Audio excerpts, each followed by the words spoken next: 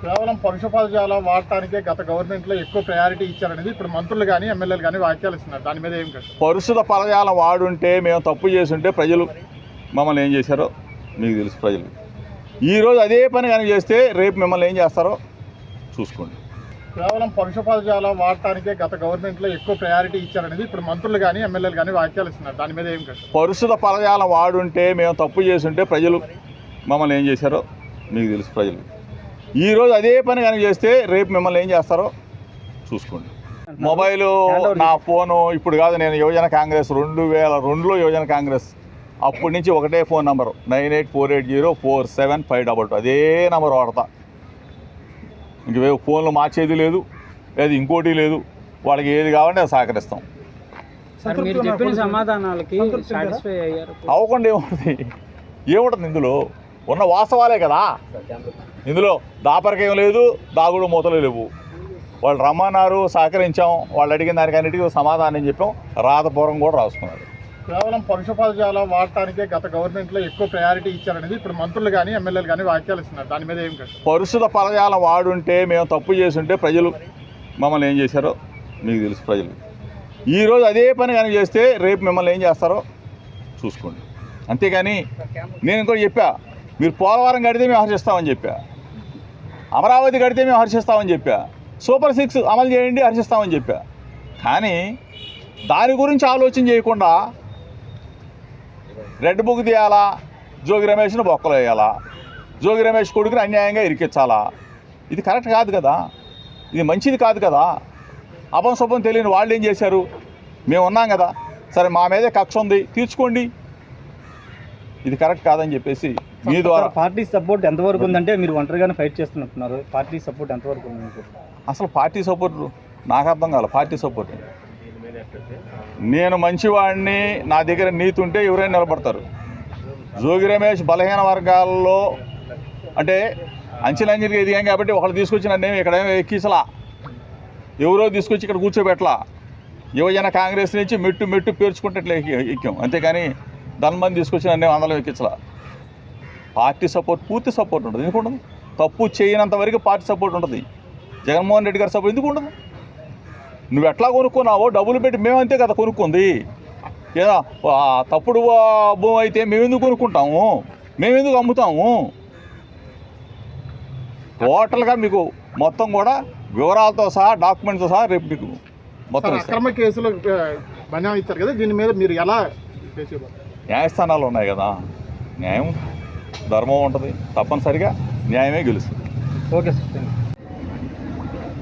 ఈరోజు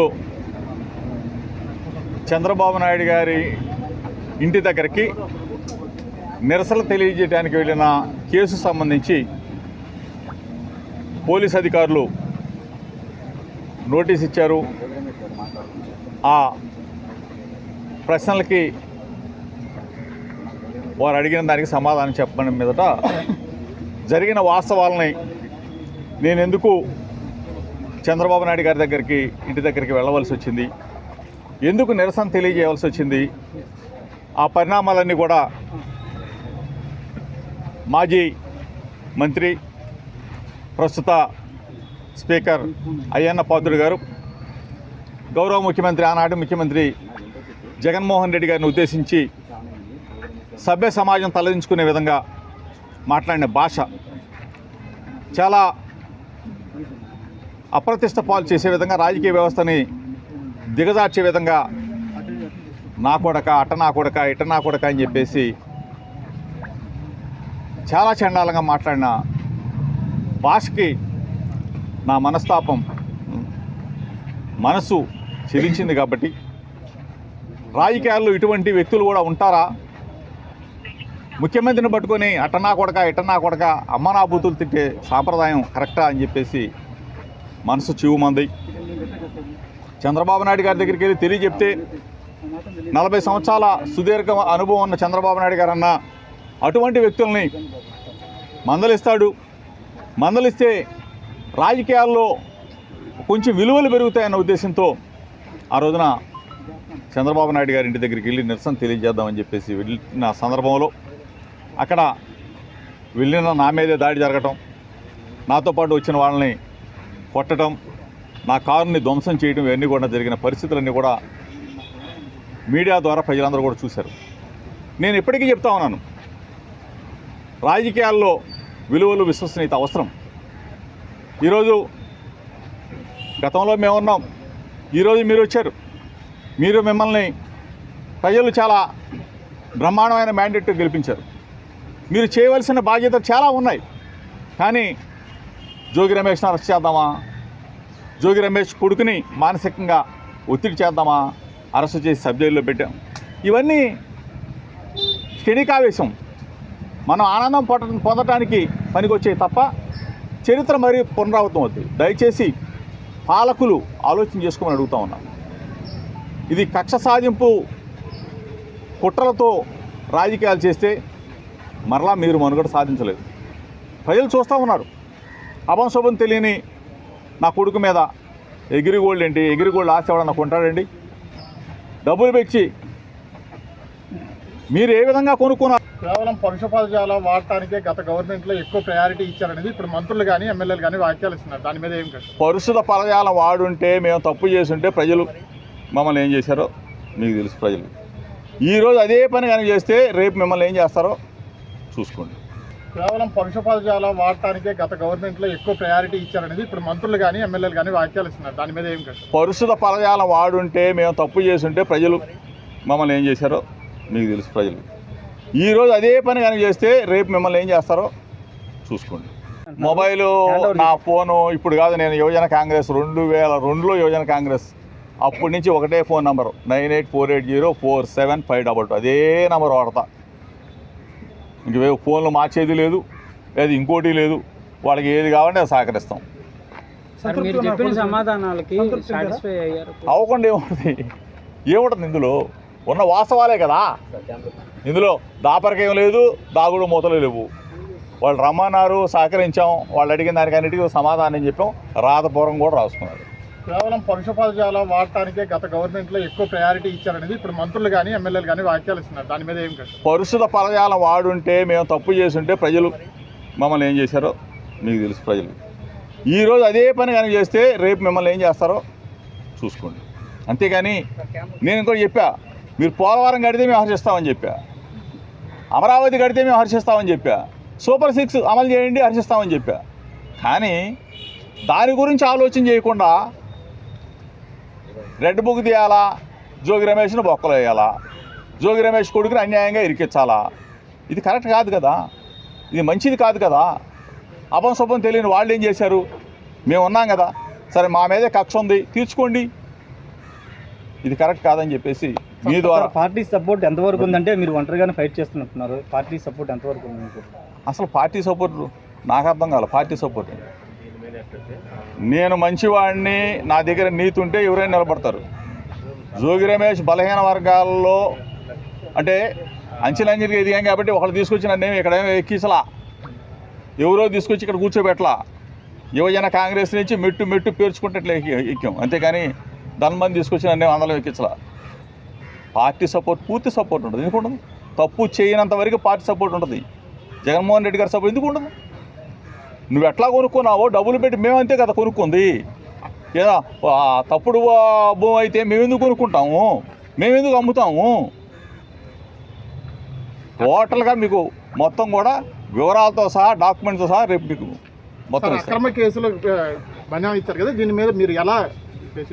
న్యాయస్థానాలు ఉన్నాయి కదా, న్యాయం ధర్మం ఉంటుంది, తప్పనిసరిగా న్యాయమే గెలుస్తుంది. Okay sir. ఈరోజు చంద్రబాబు నాయుడు గారి ఇంటి దగ్గరికి నిరసన తెలియజేయడానికి వెళ్ళిన కేసు సంబంధించి పోలీస్ అధికారులు నోటీస్ ఇచ్చారు. ఆ ప్రశ్నలకి వారు అడిగిన దానికి సమాధానం చెప్పడం మీదట జరిగిన వాస్తవాలని నేను ఎందుకు చంద్రబాబు నాయుడు గారి దగ్గరికి ఇంటి దగ్గరికి వెళ్ళవలసి వచ్చింది, ఎందుకు నిరసన తెలియజేయవలసి వచ్చింది, ఆ పరిణామాలన్నీ కూడా మాజీ మంత్రి ప్రస్తుత స్పీకర్ అయ్యన్న పాత్రుడు గారు, గౌరవ ముఖ్యమంత్రి ఆనాటి ముఖ్యమంత్రి జగన్మోహన్ రెడ్డి గారిని ఉద్దేశించి సభ్య సమాజం తలదించుకునే విధంగా మాట్లాడిన భాష చాలా అప్రతిష్ట పాలు చేసే విధంగా, రాజకీయ వ్యవస్థని దిగజార్చే విధంగా నా కొడక, అట్ట నా కొడక, ఇట్ట నా కొడక అని చెప్పేసి చాలా చండాలంగా మాట్లాడిన భాషకి నా మనసు చెలించింది. కాబట్టి రాజకీయాల్లో ఇటువంటి వ్యక్తులు కూడా ఉంటారా? ముఖ్యమంత్రిని పట్టుకొని అట్టనా కొడక, ఇట్టనా కొడక, అమ్మ నా బూతులు తిట్టే సాంప్రదాయం కరెక్టా అని చెప్పేసి మనసు చివుమంది. చంద్రబాబు నాయుడు గారి దగ్గరికి వెళ్ళి తెలియజెప్తే 40 సంవత్సరాల సుదీర్ఘ అనుభవం ఉన్న చంద్రబాబు నాయుడు గారు అన్న అటువంటి వ్యక్తుల్ని మందలిస్తాడు.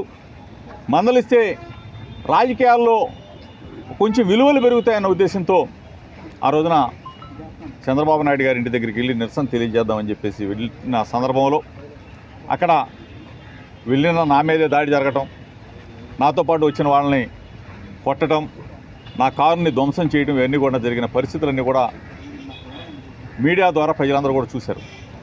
నేను ఇప్పటికీ చెప్తా ఉన్నాను, రాజకీయాల్లో విలువలు, విశ్వసనీయత అవసరం. ఈరోజు గతంలో మేమున్నాం, ఈరోజు మీరు వచ్చారు. మిమ్మల్ని ప్రజలు చాలా బ్రహ్మాండమైన మ్యాండేట్ గెలిపించారు. మీరు చేయవలసిన బాధ్యతలు చాలా ఉన్నాయి. కానీ జోగి రమేష్ని అరెస్ట్ చేద్దామా, జోగి రమేష్ కొడుకుని మానసికంగా ఒత్తిడి చేద్దామా, అరెస్ట్ చేసి సబ్జెక్టులో పెట్టాం. ఇవన్నీ క్షణికావేశం, మనం ఆనందం పొందటానికి పనికొచ్చాయి తప్ప చరిత్ర మరీ పునరావృతం అవుతుంది. దయచేసి పాలకులు ఆలోచన చేసుకోమని అడుగుతూ ఉన్నాం. ఇది కక్ష సాధింపు కుట్రలతో రాజకీయాలు చేస్తే మరలా మీరు మనుగడ సాధించలేదు. ప్రజలు చూస్తూ ఉన్నారు. అభంశుభం తెలియని నా కొడుకు మీద ఎగిరిగోల్డ్ ఏంటి, ఎగిరిగోల్డ్ ఆశ ఎవడన్నా కొంటాడండి? డబ్బులు పెంచి మీరు ఏ విధంగా కొనుక్కున్నారో